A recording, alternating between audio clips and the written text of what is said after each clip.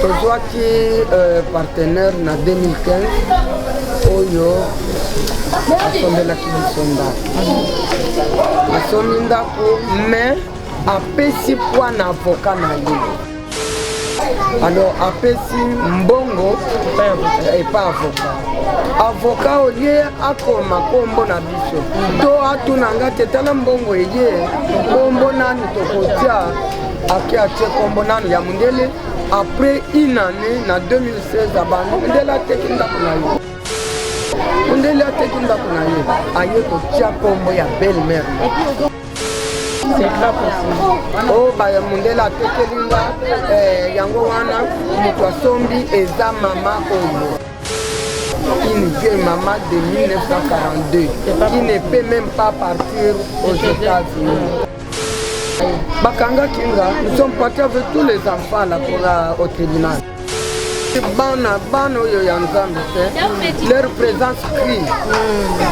Bato bazomona bango bana bazolela bana bazosenga bamai bana bazosenga biskuit bana oyo ya nani mama na bango bakangi ye mpo na ndako ye apesaki preuve ya acte de vente Mundele asalelaki mais eza acte de vente oyo esalami awa na Kinshasa oyo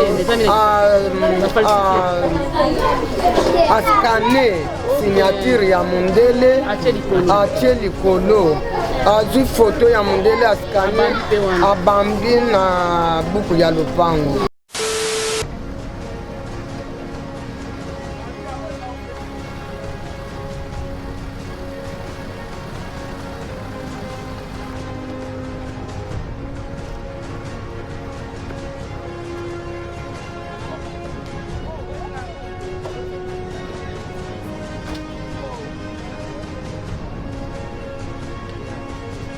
Ya toye awa na orphelinat ya Talabana donc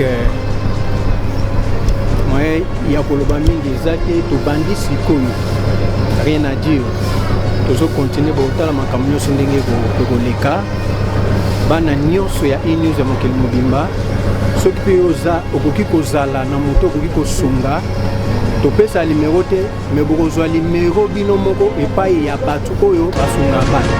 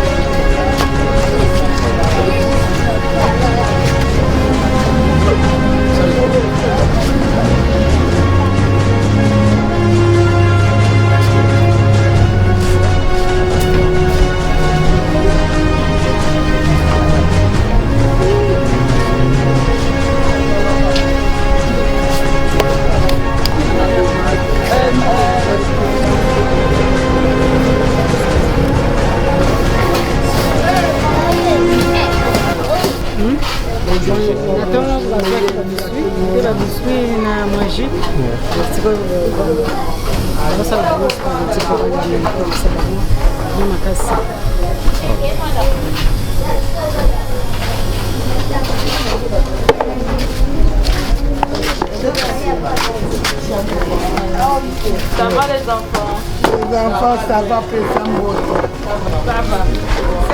Ça va. Ça va.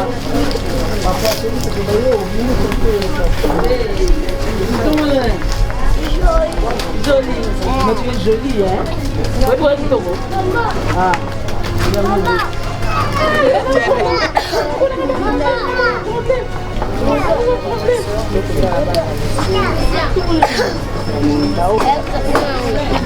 Son côté au mot tes athées.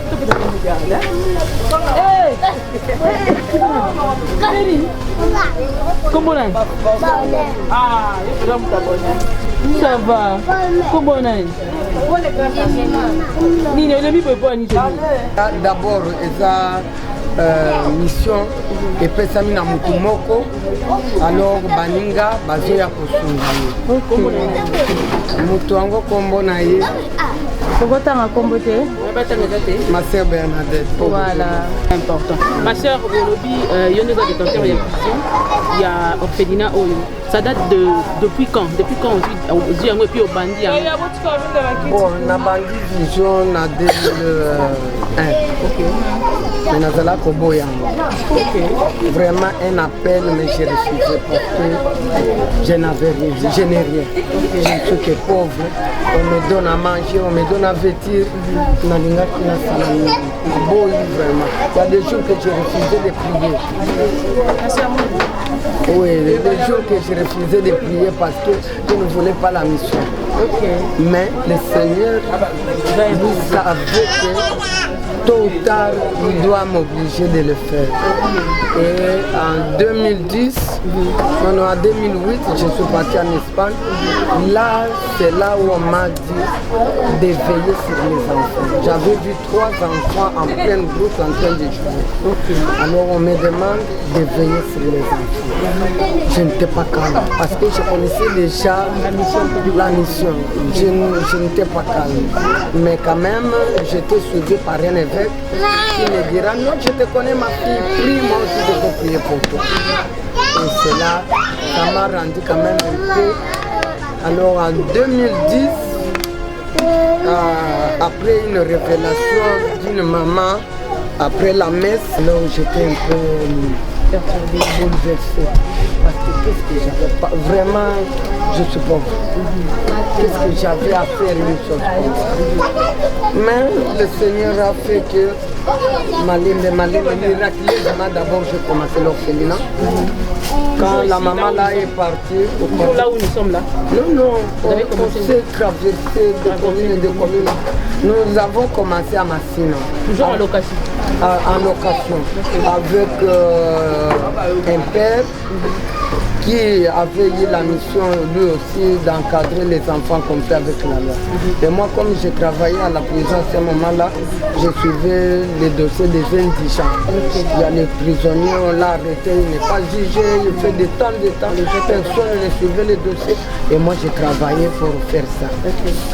Alors, là, le père là me dit, est-ce que tu peux commencer un centre pour les enfants qu'on fait avec la loi? J'ai dit, père, j'ai besoin de faire ça, mais je suis pauvre. Il me dit, comment si je vais t'aider? Prenez l'enfant. Non, Juliana, Bilonio Subozo Yoka, Odia Bozo, force moko azanango ala poto lala te ya kulala te bango ba bébé na ntoto. Alors c'est à ce moment-là que le père m'a dit je te donnerai $50 chaque semaine. Comment?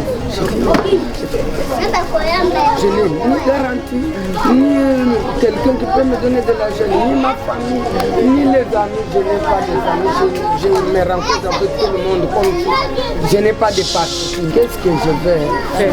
Comment je vais commencer? Je dis non, va. Tu commences, je vais te dire. Je sors de leur maison comme sur la rue, je rencontre une ex-sœur. Cette sœur-là a loué une maison. Elle me demande, je lui ai expliqué, voilà ce que le père m'a dit, voilà ce que je rêve souvent des songes comme ça. Moi, je suis convaincu, mais n'en fais pas. Moi, j'ai la garantie de la maison. J'ai toutes les choses. Nous allons travailler ensemble. J'ai dit merci. Là, toi, tu vas rester avec les enfants comme moi, je suis au couvent. Alors, nous avons commencé. Les premiers enfants étaient 5. La sœur est venue avec les 5 enfants. La garantie de sa maison, $700. Nous avons pris la maison à Massina, à la paroisse Immaculée Conception, là-bas derrière la Liberté. C'est là où on a commencé. Nous avons pris une maison. En 2010. Oui, en 2010.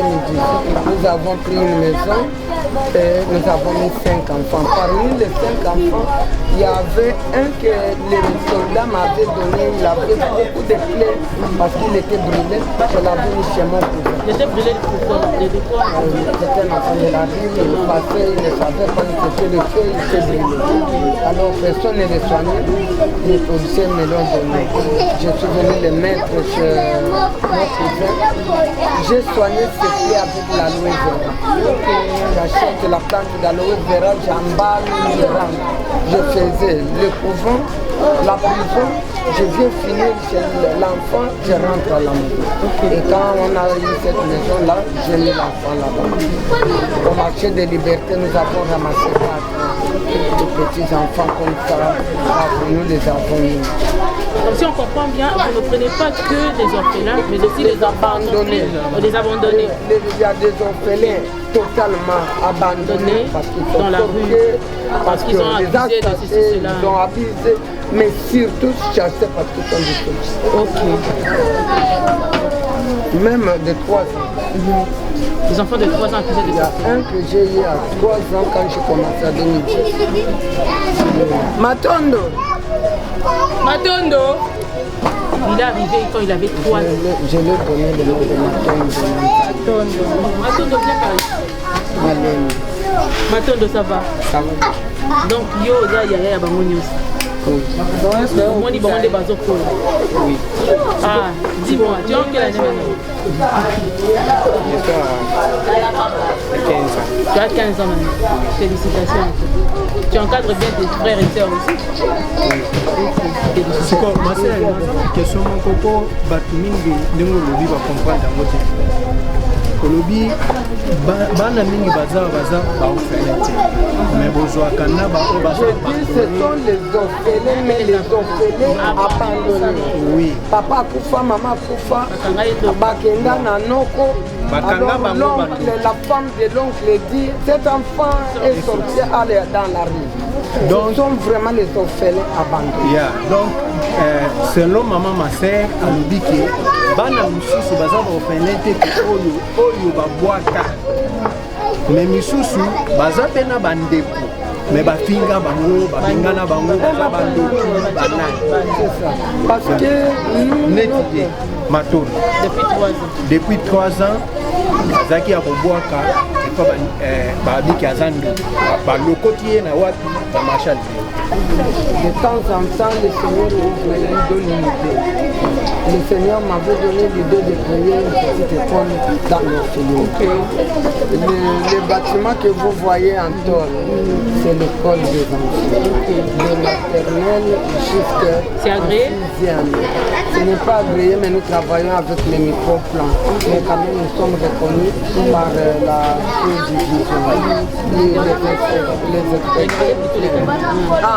les inspecteurs viennent pour visiter tout ça. Les enfants aussi font des ténafères, ça c'est la 4e promotion. La 4e promotion. Oui. Et donc c'est déjà possible de prendre un enfant d'ici. Ceux qui ont fini ici sont partis à secondaire comme Matondo que vous avez vu. Il a pris les ténafères ici et maintenant il est au secondaire dans une autre école. Cette école-là, les promoteurs, c'est lui l'interprète de notre premier partenaire qui nous a acheté cette maison. Ah, maintenant là, vous avez acheté? On a acheté, mais c'est un problème. Je vous raconterai les problèmes. Alors cet interprète, comme il nous connaît bien, c'est lui qui était à la base que nous soyons ici. Il a accepté que les enfants de secondaire étudient là-bas. Si je trouve un peu d'argent, je n'ai pas à payer, mais sinon, on ne chasse pas les enfants. Sauf si un enseignant, il y a des enseignants fous qui préfèrent, tu trouves l'enfant, on nous a chassés. Ouais, les frais scolaires, là je cours encore vite pour aller plaider ou encore pour payer. Donc, si vous avez des moyens, vous pouvez ouvrir carrément une école pour ces enfants et les enfants. Nous avons une école normale. Oui, une école normale, il y avait de bonnes conditions. Nous avons une parcelle de 30 sur 40 vers Manguengue de là-bas. Donc, si nous avons de l'argent, vraiment nous construisons une école où les enfants peuvent se retrouver. Est-ce que si vous construisez cette école-là, vous pouvez aussi accueillir des orphelins, des autres orphelins? Ici, des autres orphelins. Ici, nous faisons étudier les enfants vulnérables du quartier. Il y a les enfants du quartier qui n'ont pas les moyens, ils viennent étudier sans donner quelque chose. Bon, les besoins les plus primordiaux dans tous les domaines. Si nous prenons le domaine nutritionnel, nous avons besoin d'un appui. Ces enfants, nous les nourrissons avec le travail de nos champs. Nous faisons les champs. Avec le travail des champs, nous essayons de les nourrir. Nous recevons aussi un peu de dons, comme vous êtes venus là-bas. Nous mangeons un sac de riz, c'est pour 2 jours. Alors si nous mangeons les sacs de riz, ça va finir presque 1 mois ou 2 semaines ou 3 semaines. Le reste de la vie, c'est avec nos propres efforts, avec le travail des champs. Nous n'avons jamais eu un financement, mais on fait les efforts avec la grâce divine, nous essayons de faire quelque chose. Alors ça c'est au point de vue nutritionnel. La santé, là c'est l'école. La santé, j'ai même des dettes à l'hôpital pour les enfants. Donc là vraiment, au début j'avais un centre de santé, mais il n'y avait pas de matériel. Le centre, on louait le centre, parfois l'argent du centre ne répondait pas et j'ai fermé tout. Maintenant nous partons dans le centre proche, là où sont les enfants, mais avec 1000 difficultés. Alors, un centre de santé, comme là-bas il y a un grand terrain, on peut construire aussi une pharmacie ou un centre de santé pour les enfants et pour les autres du quartier. Alors, au point de vue éducation, vraiment nous avons besoin de l'école. Mais aussi, vous savez, si vous êtes agréé, ça demande aussi de l'argent. Jamais vous pouvez avoir un arrêté comme ça. Il faut payer tout ça. Tous les documents d'ailleurs, même les documents de l'orphelinat. Je venais l'année 2021, j'ai eu l'arrêté ministériel des affaires sociales. J'ai payé 342 $. C'est quoi le problème?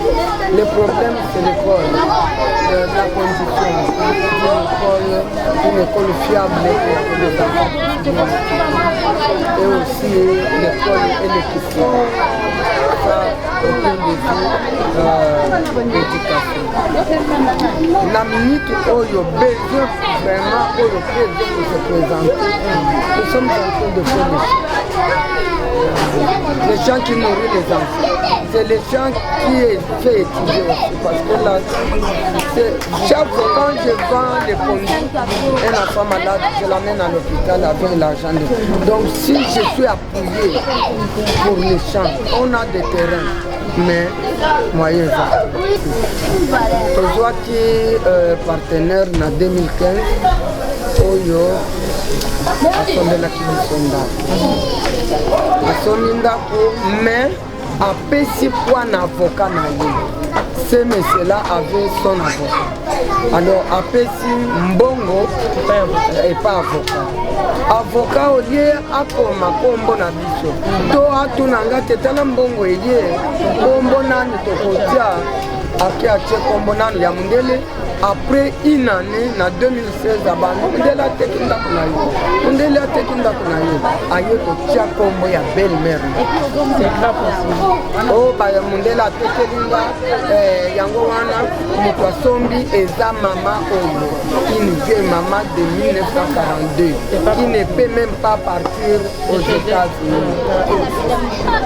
Alors, au lieu de finir aussi là-bas, il nous amène au tribunal. On m'avait arrêté, j'étais au cachot une journée. Maman, c'est le balinga la place. Nazalaki tango asali bongo akomi mikanda olia koma mikanda ya orphelinat ake koma na mikanda wana ya ndako akeja ya mama bokilo na ye. Alors olia vanda pete na 2021 ake fundanga.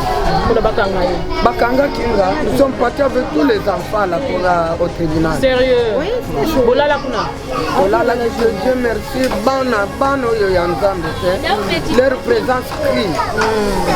Batu bazo mona bango bana bazo lela, bana bazo senga bamai, bana bazo senga biscuit. Bana oyo ya nani mama na bango bakandi ye pona ndako. Po bafundi avocat wana abotoli ndako na bango. En tout cas tout le monde a intervenu. Les bourgmestres avaient intervenu, le ministère social avait intervenu, bana bango moko kolela na bango et intervenaki tibatika na ba 17h30. Donc de 6h à 17h30 j'étais au cachot.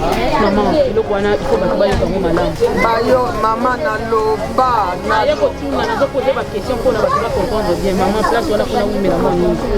Bakangiyo. Papa wa yena document. Ala kisi document mundela tekela ki bin bango. Papa oyo avocat. Avocat wana. Avocat tango basombi parce que tozalaki na kimbanti. Ndiye ndenge nini mundela ngwa tekela ki ta teke place ni ya pitindela ki mundele wana mbongo. Una koteka toyebi te. Po mundele pa yebi. Il faut y appeler ça preuve. Hier appelle ça qui preuve. Il y a acte de vente mundela salela ki. Mais il y a acte de vente oyo esalami awana Kinshasa.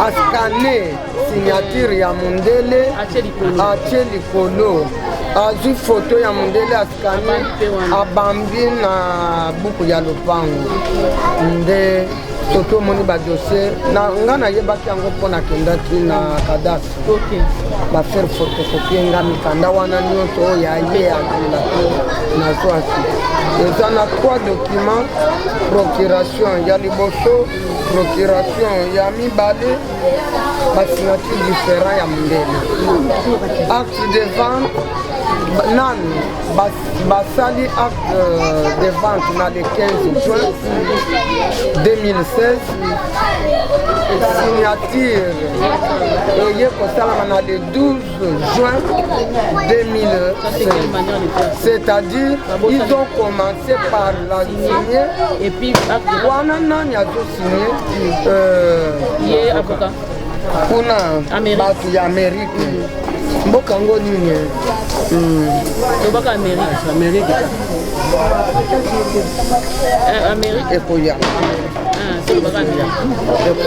donc va signer nano bango état na bango batie signature na le 12 bango basali acte na le 15 le 15 il y a 2006 ça sent déjà d'ici.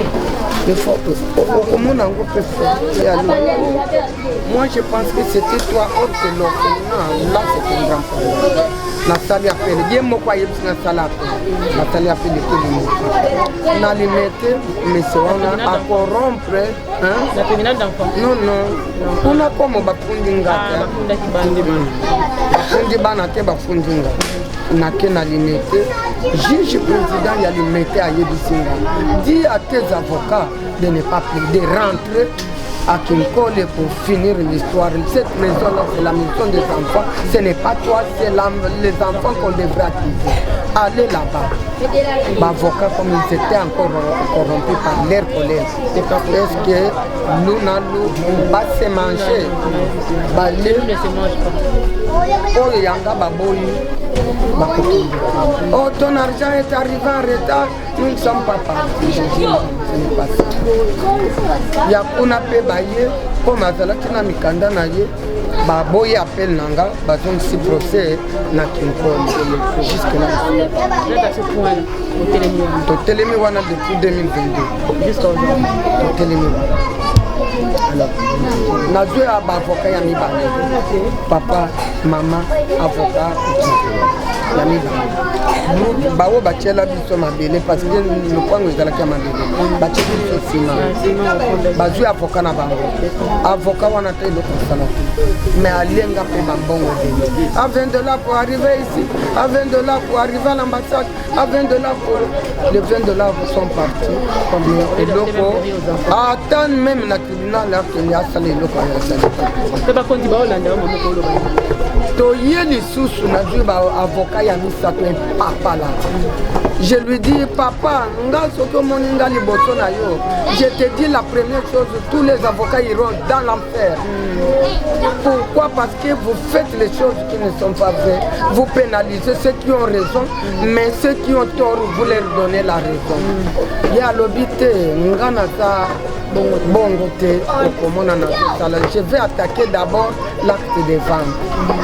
Maman, dis le acte de vente, ça attaqué. Okokende kotoyo wapi avocat abeli wapi avocat maman ya wapi avocat na lelo je me suis dit jamais je ne prends plus l'avocat, je ne prends que l'avocat des enfants. C'est Dieu lui-même, qu'il soit la voix des sans voix de ces petits enfants. Par contre, il faut que la situation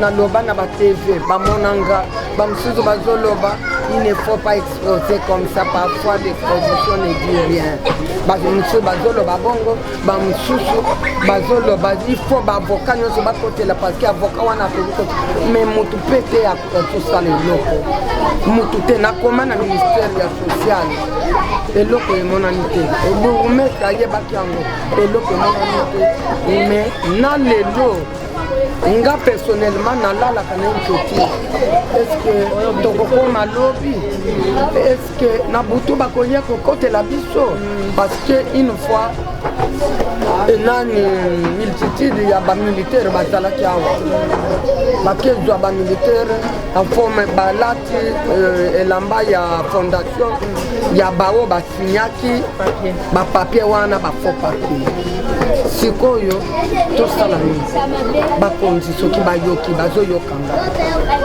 bazwi nakenda meme na stop crime je pense na bapolicier po balandelanga histoire ya ndako oyo mama partout on n'arrive pas à vaincre cet homme là mais Dieu oyo tosamela soki akota wapi nzambe akokomesika mais il connaît bien que la première parole qui s'était dit pour cette maison c'était la maison des enfants et non la maison du blanc ou la maison de l'avocat ou de la belle-mère.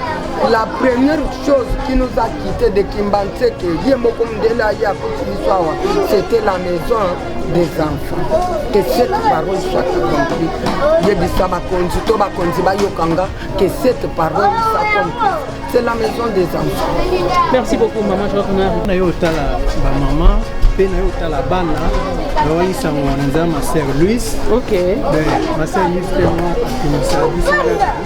la bana, on a joué à Kinshasa, et on a profité de la bana. Vraiment, ngeloko touchenga makasi eza makambo bato moki bazala nango bazanga mawa ndako ya bana mais okulinga okecha ekoma ya mutu personnel ma belle-mère ou quoi de esani wa passe donc mokilo to ebite mboka na biso to kiwa bandeko na ngao bino bolanda ngai partout na mokili mobimba soko ningo sunga pe yo moto eza avocat ya makasi koleka avocat wana to ebite makasi ne eza ya ndenge po tomoni bato minene pe bakoti prison oyo asunga bana tolongola kutu maser mais bana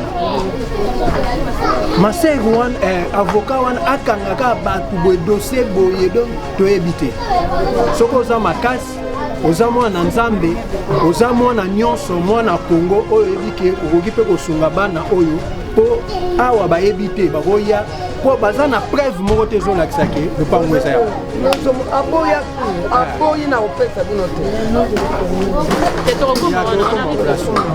nde yango ndeko mokili mobimba bana baza awa tokopesa bino maseri ye moko akopesa nimero ezanga te maseri ye moko bakopesa nimero ya Ophelina so wana mposa kosunga sunga.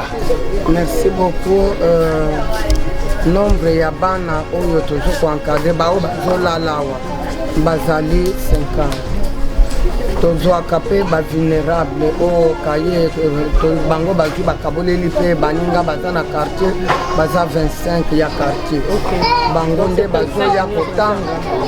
bazoya kotanga mais soki mpe eloko emonani topesaka bango na congé na bonne année bayaki tofete ensemble bakei soki mwa loso mpe aye kolele biso koko ate ndoko tolia te tozwi mwa ndambo mpe topesi ye donc baza 25 que nous encadrons d'idées. En plus de ça, nous encadrons des veuves, des vieilles personnes. Ils viennent ici, ils sont 160 veuves que nous encadrons ici. Nous encadrons aussi les filles mères. Ma fille mère de Balala Kawa, nous avons une fille mère là-bas. Maman est à Achemuku. Balala Kawa, la bébé Nayewana. C'est une fille mère qui n'a pas de place. Elle est venue du village, dans Ndekonaye, Akenda, Ishege. Alors, place exacte, nous l'avons accueillie. Elle vit avec nous. Donc, toujours des filles mères en difficulté. Votre adresse notre adresse, nous sommes sur l'avenue Makila numéro 7, quartier Mikonga 2, commune de Lantsele. L'arrêt, c'est quel? L'arrêt Campem. Si vous venez au Campem, demandez l'entrée École Orient. Au Campem, là, à l'arrêt, il y a l'entrée École Orient. On va vous amener jusqu'à l'Ophelina. Ce n'est pas si l'Ophelina, c'est mission des maris mères des pauvres. Parce que la mission est venue d'une maman. Et cette maman, avec ma foi, c'est la Vierge Marie. Et j'ai donné mission des maris mères des pauvres. Le numéro de contact, c'est 083 45 18 087. Ok, répétez. 083 45 18 087. Tous les enfants connaissent. D'ailleurs, ils sont en train de citer. Oui. Merci beaucoup, ma soeur. Merci beaucoup. Voilà. Merci beaucoup. Olingi wa saloni. Baba ngo mele mesh ya oloba te. Ba oyela yo. Ko aza somba ba oloba te. Ba sombele mesh. Ba ke sombela ba oyela yo. Ah? Ko ta ba na image.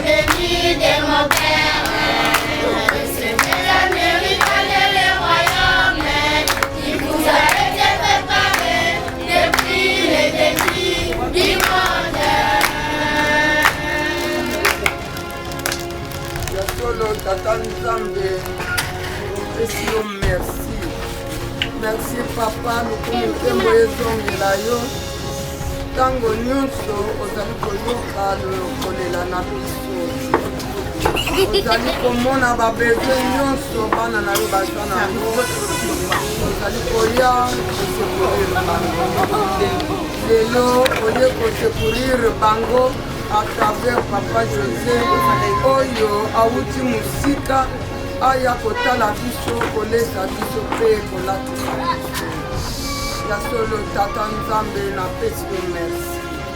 Merci papa na bolingo na yo, merci mpo otindeli biso lisusu mosali na yo elongo na ekipe na ye mobimba po te baya kosunga biso.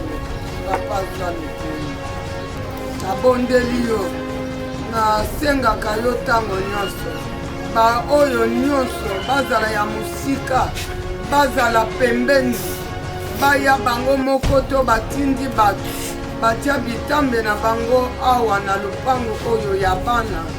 Tata nzambe yo mpe kanisela bango na mokolo ya lelo baoyo nyonso batia bitambe na bango po te baya kosunga bana à travers association oyo ya Papa Jésus tika te nzambe obatela bango pesa bango makoki tondisa baposhi na bango pesa bango barelation ya malamu bato ebele basunga bango basoutenir bango kote bango mpe à travers soutien wana basunga ebongo bao bakoyoka biso baoyo nyonso bakotala biso na kati ya lisolo ya lelo visite na bango ya lelo fongola bango mpe motema po te basala ndenge moko lokola papa asali ya solo papa fami na ye mobimba topesi yango na maboko na ye ekipe na ye mobimba na bafami na bango topesi bango na maboko na ye landa bango bisika nyonso bakokende senga soki bafongoli babeti na porte fongolela bango yango senya soki babengi yo ezala na pasi ezala na esengo ndimela bango seigneur yanola bango po te bango nde ozali kotinda po basalela yo balesa bana oyo balatisa bango ya solo tata na kombo ya Yesu Kristu tika te makila ya Yesu esopana na Golgota tata nzambe ezipa bango bisika nyonso bakoleka oyo nyonso ekozala contraire ya esprit na yo emona bango te seigneur esimba bango te seigneur bazala toujours sous ton regard et ton contrôle seigneur sunga bango batela bango monisa bango ya malamu oyo nyonso ozali